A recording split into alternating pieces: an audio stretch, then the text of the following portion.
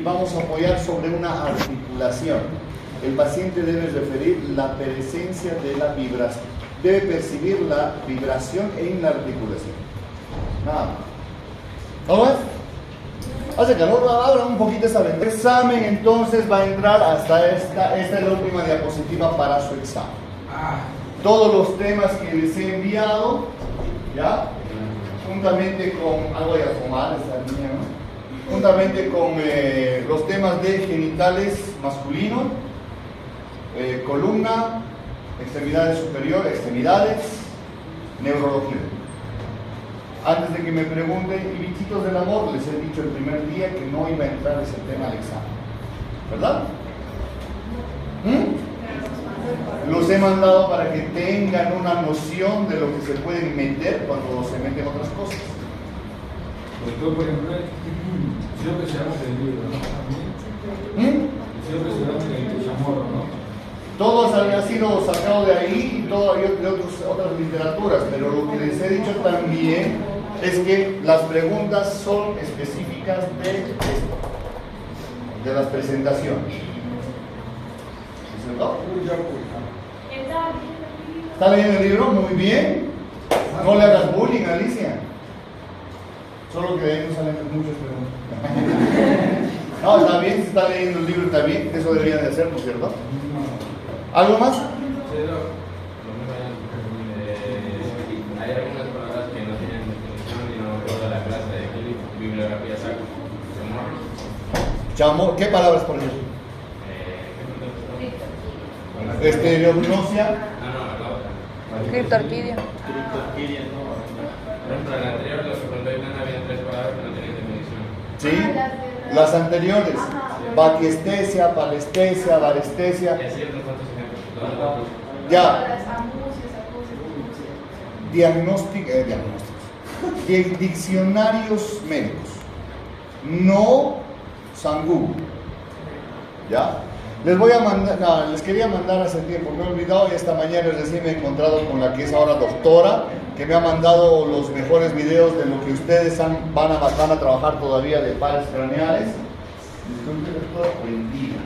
Médico, no traten de buscar en Google porque ya les he dicho las definiciones de Google, ya les he dado los ejemplos del examen que ustedes, de las respuestas que han habido en el examen, entonces es mejor que busquen un diccionario médico. ¿Ya? No recuerdo el título, eso es lo que no recuerdo. Voy a buscar, pero es que el que yo manejo es un diccionario muy grande, no lo puedo manejar en mi mochila, ni siquiera en casa. No me acuerdo el nombre.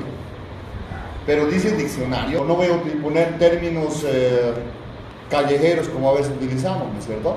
Tiene que ir una definición acorde al tema. Entonces, ¿qué ocurre? Si hubiese algún problema, el primer paso que se da es seguir a hacer revisión en dirección. Y en dirección te van a revisar desde la primera respuesta. Y si no dice signo, manifestación clínica, manifestación objetiva de una enfermedad, y has puesto, es todo lo que el médico ve, no sirve, ¿verdad? Entonces esa es la idea. Por eso es que yo reviso para abrir un poco más la opción de su respuesta. ¿Ya? Entonces por eso, ahora sí, esta vez sí, las notas van a subirse el día lunes. La anterior vez he mandado el día sábado en la tarde, entonces ha sido muy, muy rápido porque es más fácil. Pero ahora tengo cada letra que tengo que revisar, son 25, multiplíquenlo por los 60. ¿Ya? Entonces, ese es el detalle que hay que ver. Una diapositiva. Vamos a seguir entonces la parte de la neurología y vamos a ir a valorar lo que es la ataxia. Cuando nosotros hablamos de la ataxia como tal, ¿a qué les hace referencia el término? Taxia. Movimiento. ¿Qué dicen? Y si hay una ataxia estática, ¿habrá un movimiento quieto? ¿Sí? O mejor es el término, un movimiento estático. ¿No es cierto? ¿Qué vamos a evaluar ¿qué vamos a ver en este caso? La valoración de la ataxia se realiza a través de una técnica de ataxia estática y una dinámica. La estática simplemente el paciente tiene que permanecer de pie ¿ya? Sin movimiento más que el respiratorio fisiológico normal, y nosotros vamos a evaluar la posibilidad de algún movimiento, de algún balanceo o la pérdida de, por decir, una plegia de la extremidad del lado izquierdo le pondremos. El paciente va a pararse de manera anatómica para nosotros y el lado izquierdo va a ir cediendo, ¿no es cierto? Vamos a evaluar en algún momento esta característica. Cuando evaluamos la ataxia dinámica, vamos a hacer las famosas pruebas de dedo-nariz, que el paciente abra las manos a los costados y con los ojos cerrados que lleve los deditos a la punta de la nariz. Muchas veces con la alteración durante el movimiento, entonces va a haber un conflicto en tu paciente y no va a poder realizar ese movimiento básico. La otra característica o la otra manera de evaluar va a ser poniendo al paciente en decúbito dorsal, pidiéndole que el talón del pie izquierdo, en este caso, lleve hacia la rodilla derecha. ¿El paciente lo va a realizar? Sí, lo puede realizar, y nosotros tenemos que evaluar el grado de dificultad con el que vaya a realizar. Todos ustedes van a poder poner el talón hacia el lado derecho, pero muchos pacientes ponen a la región de la pierna, o le vas a pedir toque la mitad de su muslo, de su piernita, aquí pone en su pierna de usted, y el paciente no va a poder realizar esto y va a poner solo sobre la rodilla, o va a tener una alteración en cuanto al movimiento. Eso es lo que nosotros vamos a evaluar. También nosotros evaluamos la parte del sistema, el examen del sistema visceral, donde vamos a evaluar reflejos. Varios de los reflejos que ya hemos podido ver, ¿ya? El reflejo vasomotor, sudomotor, el pielo-erector, el cutis ansérica, dicen, óculo cardíaco, el DH, el cremasteriano, el reflejo anal, el reflejo bulbocavernoso, que todos estos reflejos están regidos pues por un sistema nervioso de tipo visceral. ¿Se acuerdan? Simplemente haciendo recuerdo a la parte del vasomotor. ¿A qué hará referencia el reflejo vasomotor? ¿Y cómo verán a su paciente o cómo evaluarán a su paciente? ¿Qué hace primero? ¿Cuál es el reflejo vasomotor? ¿Qué creen que hace? Es un reflejo de los vasos, ya. Movimiento, ya, de los vasos. ¿Y cómo lo van a ver a su paciente y cómo lo evaluarían?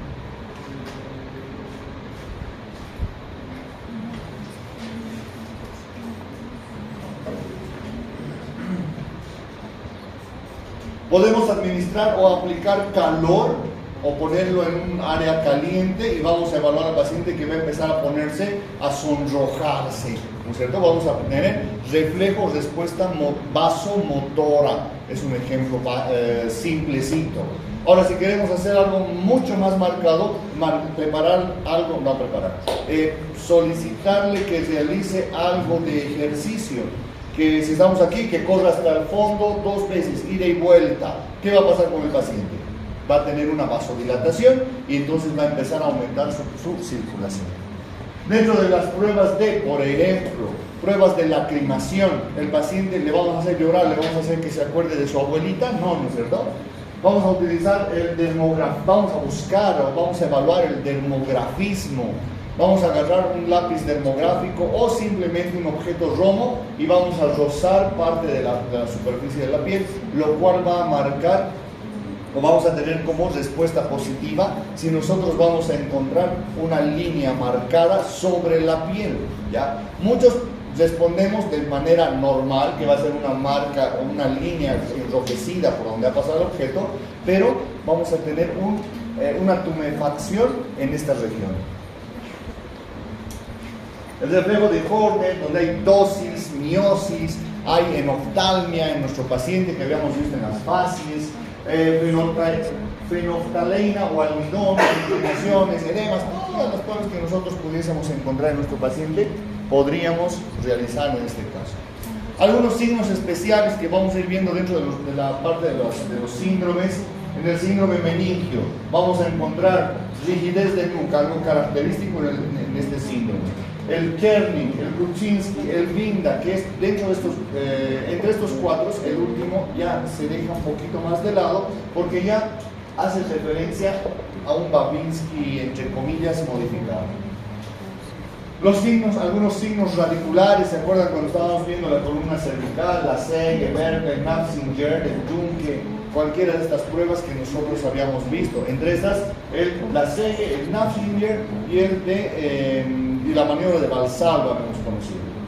Algunos signos motores, el signo de la navaja que habíamos hablado en una hipertonía en el paciente, o una hipotonía, también en una hipertonía, el signo de la rueda dentada, el Babinski, el Hoffman, salidas torácicas como en el caso del Addison, las costocariculares, hiperapunciones, signos tetánicos, el Trasaux, que vamos a poder encontrar en nuestros pacientes, o el Chostek, que van a ser relacionados al cuadro, y vamos a ir viendo estos cuando hablemos de síndromes.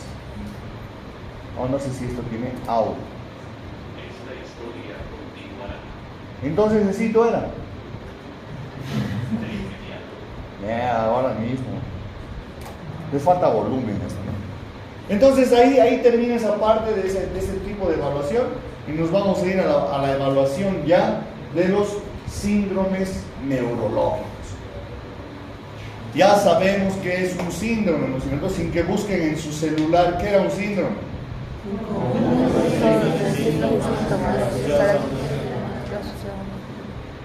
Lo único que sabemos todos. Esa es la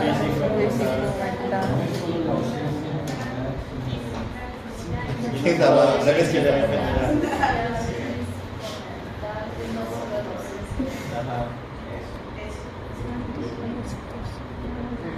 me ha hecho recuerdo un TikTok.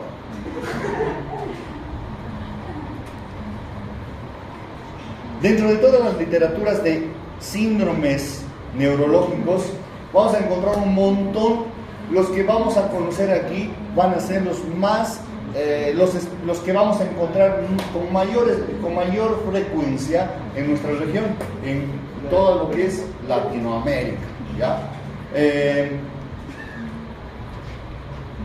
Y el primero que vamos a encontrar va a ser el síndrome de hipertensión endocranial. Cuando hablamos del síndrome de hipertensión endocranial, vamos a decir que es todos esos, como ya habíamos dicho, conjunto de signos y síntomas que van a ser ocasionados por un aumento de la presión del líquido cefalorraquídeo dentro del cráneo, ¿no es cierto? Entonces, esa va a ser la definición de un síndrome de hipertensión endocranial. Pero tenemos que recordar que el grado de lesión o la lesión que nosotros vayamos a encontrar va a depender mucho del tiempo que nosotros realicemos el diagnóstico. Mientras más temprano sea el diagnóstico, menor el daño o menor la secuela que nosotros podamos encontrar en el paciente con este síndrome. Dentro de las etiologías del síndrome de hipertensión endocranial se van a clasificar en diferentes grupos, como las lesiones expansivas de crecimiento rápido. ¿Quiénes van a crecer rápido? Abscesos, granulomas, quistes, procesos hemorrágicos, aneurismas cerebrales, y mejor todavía si son aneurismas cerebrales rotos. Dentro de otro grupo, las afecciones con obstrucción del flujo del líquido cefalorraquídeo. El flujo va a estar alterado acá. En las hidrocefalias, ya sean congénitas o sean adquiridas, las meningitis con bloqueos del espacio subaracnoideo o algún tipo de fractura del cráneo que nos vaya a ocasionar un aumento de la presión a ese nivel. También tenemos enfermedades que vayan a presentar o vayan a cursar con una congestión venosa cerebral. Entre estas tenemos la meningitis, edema cerebral, las encefalopatías hipertensivas, cualquiera de ellas, y la compresión o la presencia de trombos venosos dentro principalmente del cráneo. Después de este punto, la fisiopatología nos hace referencia a, ya hemos dicho, un aumento de la presión intracraneal, pero el detalle es, ¿cuánto es la presión intracraneal? Normalmente, ¿entre qué y qué parámetro va?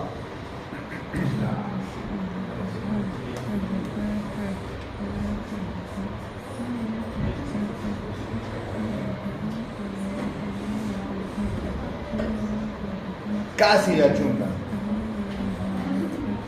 La presión normal del líquido cefalorraquídeo dentro del cráneo va a oscilar entre 2 y 12 milímetros de mercurio, ¿ya? Su incremento va a comprometer ¿qué? La perfusión del cerebro. Si hay un incremento de la presión intracraneal, va a haber aumento de la presión del líquido, por tanto no va a haber una adecuada circulación dentro del cerebro, por cual va a haber una alteración de la perfusión dentro de lo que es el cerebro. Y mucho más cuando va a alcanzar los valores entre 15 y 40 milímetros de mercurio, mayores a los que nosotros esperaríamos, ¿no es cierto? Lo más importante que nos interesa a nosotros, la clínica del síndrome de hipertensión endocraneal. Vamos a tener una triada clásica o una triada de la hipertensión endocraneal que va a ser simplemente la cefalea, los vómitos y un edema de papila o un papiledema. Y vamos a empezar por la cefalea. Y yo que pensé que los de sexto semestre ahora tenían más cara de malencos, los de quinto que van a subir a sexto son peores, ¿no? ¿Qué es malenco? ¿Qué es malenco? ¿No saben de malenco? Nos odiamos. ¿Con quiénes se odian? Con los de quinto. ¿Por qué? Porque son ¿Porque matuperos. son malencos? Sí. Sí.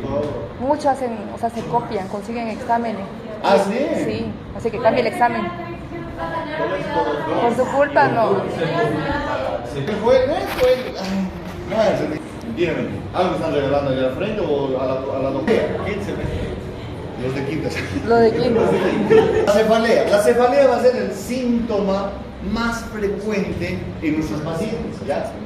Va a alcanzar, o la característica de este dolor es que al principio va a durar unos 20 minutos y va a desaparecer. Nuevamente va a empezar el dolor, otros 20 minutos, va a volver a desaparecer. Al comienzo dura unos 20 minutos y luego cede, pero reaparece en forma episódica durante todo el día. Entonces, desaparece, vuelve a presentarse, ¿sí? Algo muy relevante de este tipo de cefalea es que puede despertar a nuestro paciente o va a predominar durante la mañana, ¿ya? Generalmente. Después de tener esa característica, este dolor de cabeza se va a tornar mucho más intenso y persistente. Ya no va a ser baja, sube, sino va a empezar a subir. Es gravativo, dice, es gravativo y holocefálico. Entonces es una cefalea holocefálica. Toda la cabeza les va a doler, va a ir aumentando. Si ayer me ha empezado a doler la cabeza, un ejemplo, una cefalea, en la mañana era una intensidad de 2, para en la tarde terminado con una intensidad de 5, ¿entienden? Así ha ido agravándose el cuadro clínico. Aumenta con los cambios de posición, con la tos, la defecación, los esfuerzos, los saltos en el vehículo, se va a incrementar el dolor. Y todo eso va a estar relacionado a lo que en algún momento habíamos conocido como maniobra de Valsalva, ¿no es cierto?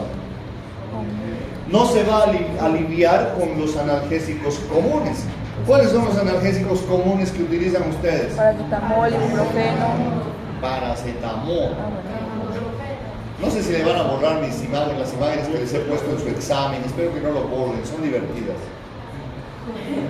¿Cómo? Las imágenes que he puesto en su examen.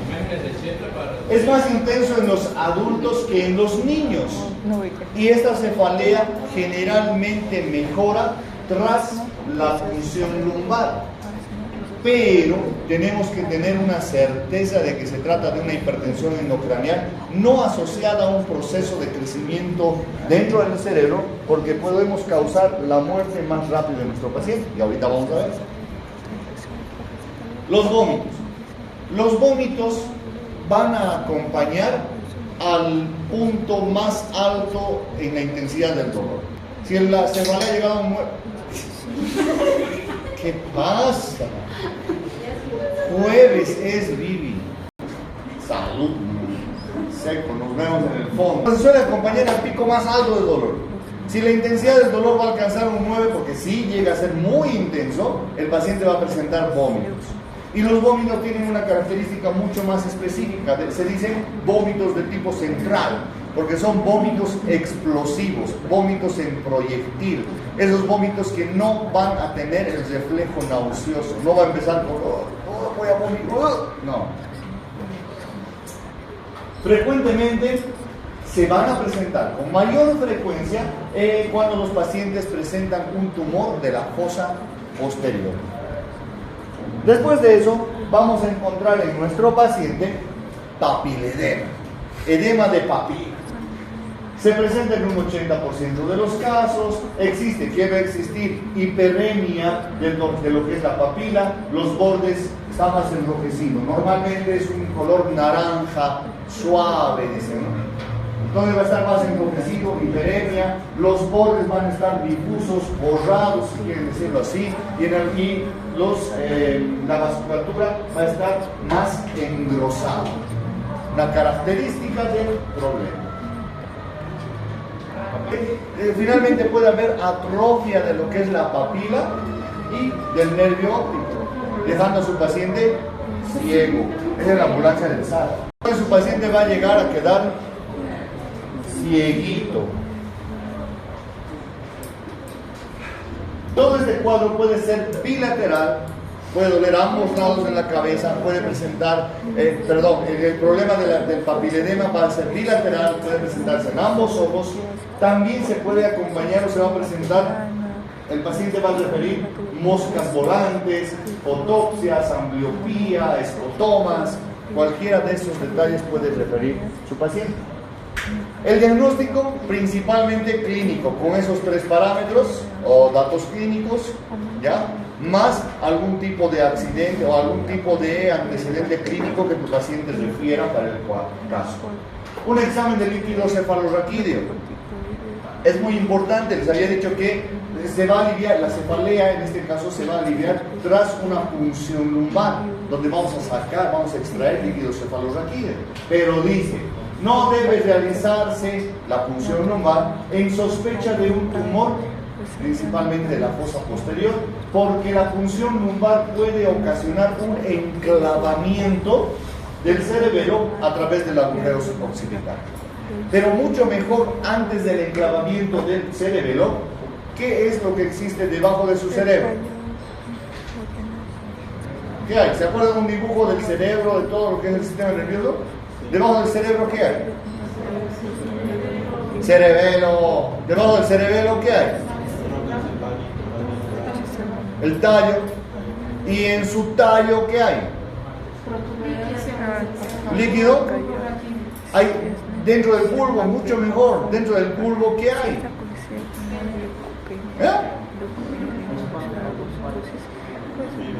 Pares craneales. Hay 3 puntos específicos, 3 áreas funcionales, ¿no es cierto? Que si se enclava ese segmento en el agujero occipital, tu paciente se chingó, no lo salvas ese rato. Entonces vamos a encontrar el centro. El centro, ¿sabes? Si no les cuento a todos lo de tus brazos. Vamos a encontrar el centro de la funcionalidad, el centro motor del corazón, de la respiración y ¿de qué? No. ¿Ahí al lado está? No. No. La temperatura no te va a matar hasta contar 3 y no va a subir así. ¿La presión? De la presión. ¿De la presión? De la presión arterial. ¿No es cierto? Entonces esos 3 centros se alteran, se enclava el bulbo y chao paciente. ¿Ya? Ni abriendo el cráneo ese rato lo van a sacar porque el cráneo se demora en abrir. Dentro de otros estudios que nosotros podamos hacer, van a estar todo lo que se refiere a imagen. Y el principal va a ser una resonancia magnética nuclear. Pero y si no tenemos resonancia, vamos a utilizar una tomografía. Y si no hay tomografía, ¿qué utilizaríamos? Clínica, ¿no es cierto? Entonces vamos a utilizar eso. Entonces, ESITO sería el síndrome de hipertensión endocranial. Está fácil, ¿no es cierto o no? ¿Muy difícil?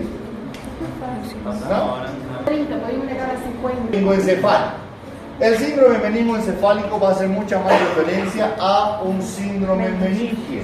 ¿Ya? En donde vamos a nosotros a encontrar que se caracteriza por un síndrome de hipertensión endocraneal de intensidad variable, donde va a haber alteraciones del líquido cefalorraquídeo con irritación de estructuras del sistema nervioso central. En este caso, con irritación de lo que va a ser la parte de las meninges. ¿Por qué te estás golpeando la pared? Un trastorno, como les había dicho, un proceso irritativo, inflamatorio en lo que va a ser las meninges y las estructuras vecinas de todo lo que es el encéfalo. ¿Ya? Dentro de la etiología, en este caso, ¿ustedes saben lo que está pasando en la escuela, en la Napoleón en La Paz? ¿No? Meningitis. ¿Cierto? Entonces se ha aislado todo un curso porque han encontrado a uno de los estudiantes con meningitis, 8 con posibilidad de meningitis y toditos adentro. Podemos encontrar dentro de las causas inflamatorias, donde hay procesos inflamatorios secundarios de infecciones bacterianas, micóticas, virales o parasitarias. No inflamatorias dentro de las hemorrágicas y de las neoplasias. El cuadro clínico también va a presentar cefalea, pero la característica de la cefalea es que en este caso es muy intensa, de predominio en la región fronto-occipital, y así tenemos una idea de que ya no es igual a la anterior. Es continua, pero aumenta principalmente con los esfuerzos. Se acompaña de fotofobia y de algoacusias. ¿Ya? ¿Qué son las algoacusias? Cuando escuchas algo, ¿ah? No. Cuando escuchas chararas, algo, algas. La anterior semana he ido a la piscina con mi esposa y sus amigas y yo me metí un clavado a la piscina y estaba rodeado de nalgas marinas. Es la percepción, el escuchar cosas inexistentes, no hay. Cuando escuchan, se presentan después de la cefalea, el paciente va a presentar contracturas musculares. El paciente puede referir raquialgias, dolor en la región posterior de la espalda, en la espalda. Rigidez de nuca, que es uno de los relevantes, es uno de los datos clínicos que a nosotros nos va a guiar. Vamos a ver a un paciente, ay doctor, tengo que cefalea, me duele la espalda. Evalúas columna cervical, rigidez de nuca, aléjese de mí, ¿cierto? Puede haber el signo de Lewinson. Cuando nosotros le pedimos al paciente que toque el mentón hacia la región del esternón, el paciente no va a lograr hacer esto. Ustedes toquen su mentón al esternón. El Emanuel está mal. Tu esternón, ¿qué te estás agarrando otra vez? A ver. ¿No puede? ¿Verdad? El signo de Lewinson es cuando nosotros pedimos que toque el mentón hacia la parte del esternón. El paciente con posibilidad de meningitis no va a lograr, y para hacerlo va a abrir la boca para poder tocar el tórax. Otro dato clínico, cuando ya tenemos mayor daño en nuestro paciente, va a ser el opistótonos, especialmente en los niños. ¿Qué era el opistótonos?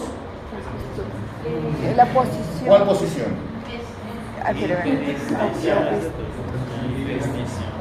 Sí, es una hiperextensión de la columna secundaria a una contracción sostenida de los músculos paravertebrales o de los músculos de la región posterior del cuerpo. Ya una risa mal. Imagínense uno que está así doblado y con su sonrisa sardónica, ¿no es cierto? Especialmente en niños. Hay una rigidez del raquis. Le es imposible al paciente de por sí al inicio flexionar la columna vertebral. Se puede levantar, incluso llega a tal grado la rigidez que se puede levantar al paciente en un solo plano. Le agarras de los pies, levantas los pies y todo el cuerpo va a levantarse apoyando solo la cabeza. Entonces, muy interesantes estos casos. En nuestros niños, la actitud de gatillo de fusil o la actitud en gatillo de fusil.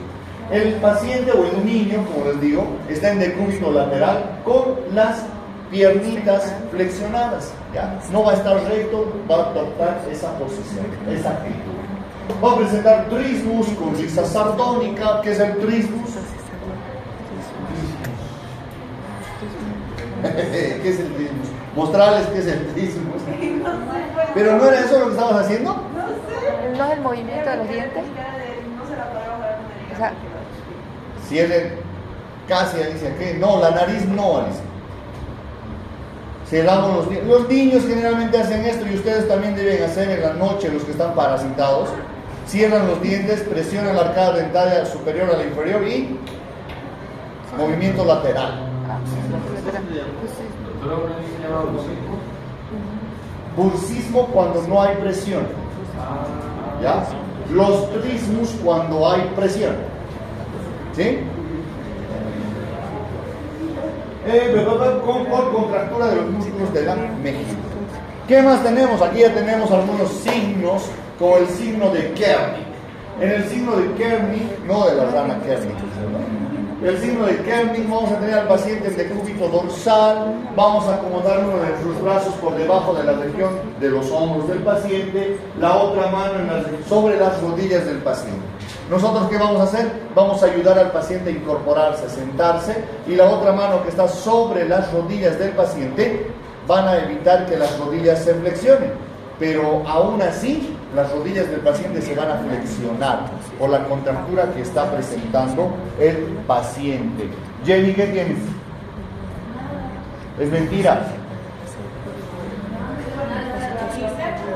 ¿Eh? ¿Tiene interditis? ¿No? Upiti la niña, ¿no? ¿Sabe qué es upiti, no? Una variante de lo que es el Kernig, ¿ya? Va a ser con el paciente en decúbito dorsal. Nosotros vamos a agarrar la extremidad inferior desde el talón, vamos a elevar la extremidad del talón, ¿ya? Y vamos a ver que la rodilla también se va a flexionar. Es una pequeña variante del Kernig.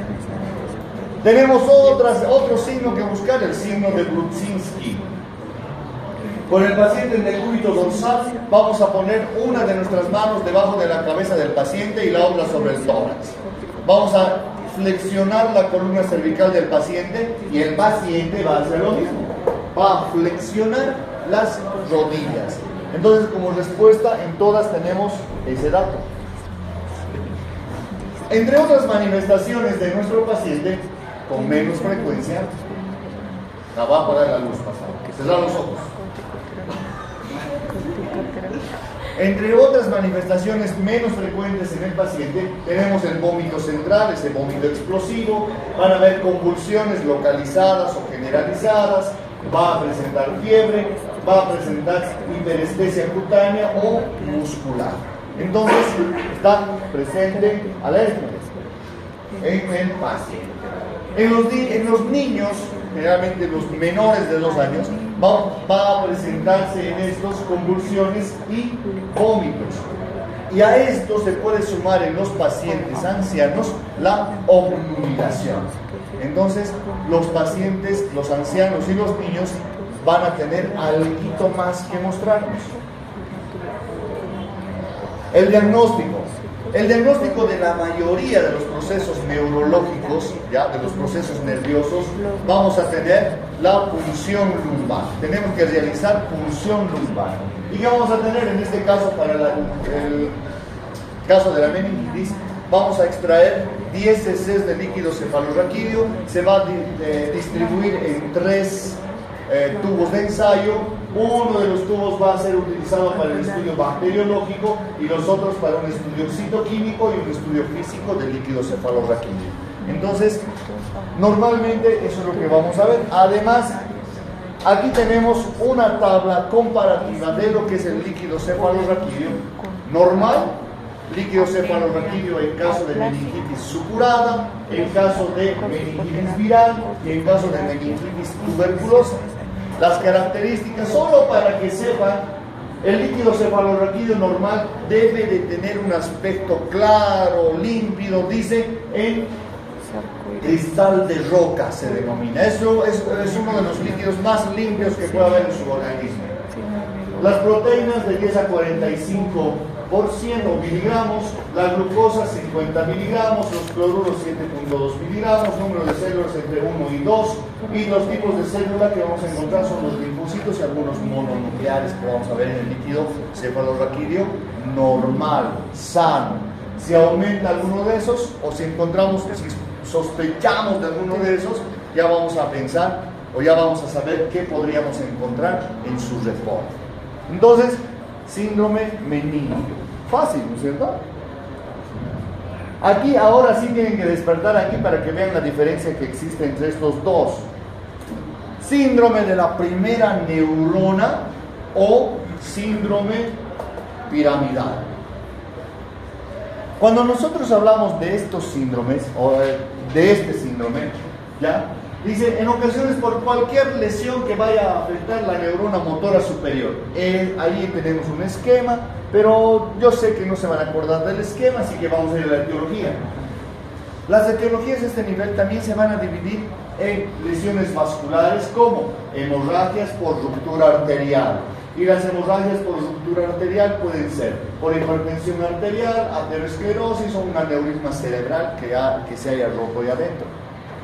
También vamos a tener isquémicas, trombosis, todos los trombos que se puedan imaginar, algunas embolias como estenosis mitral, fibrilaciones auriculares, endocarditis bacterianas o infartos del miocardio, que son lo mejor que podemos ver, también van a estar dentro de las isquémicas.